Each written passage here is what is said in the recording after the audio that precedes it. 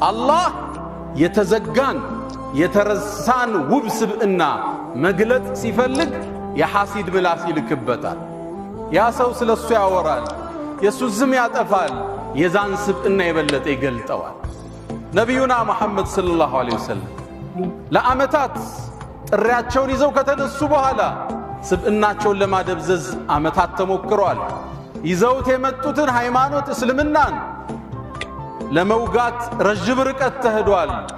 አሁን ግን እስልምና ቁጥሩ እየጨመረ የዓለምን የአንደኝነት ደረጃ ለማዝ እየተንደረደረ የሚገኝ ዓለም አቀፍ ዲን ነው። 2 ቢሊየን በላይ ተከታዮችን ይዟል። ያኔ እርሳቸው መካ ላይ ነበሩ፣ ብቻቸውን ናቸው። ይሄ ዲን እዚህ ጥግ እንደሚደርስ ግን በወሕይ አይተውት ነበር። ለየብሉገነ ሃዛ ዲን ማ በለገ ሌይል ወነሃር ይሉ ነበር። ሰሃቦችን ወኔያቸውን ሲቀሰቅሱ፣ ስሜታቸውን ሲያድሱ፣ አይዟችሁ ይሄ ይዤውት የተነሳው ጥሪ ሌሊትና ቀን ከደረሰበት የምድር ጫፍ ይደርሳል አሉ። ይሄው ዛሬ አፍሪካ ውስጥ፣ ኢትዮጵያ ውስጥ፣ አዲስ አበባ ውስጥ አንድ መንደር ላይ አንድ መስጂድ ውስጥ ይሄን ሁሉ ተከታይ አፍርተው አልፈዋል ነቢዩና መሐመድ ሰለላሁ ዐለይሂ ወሰለም።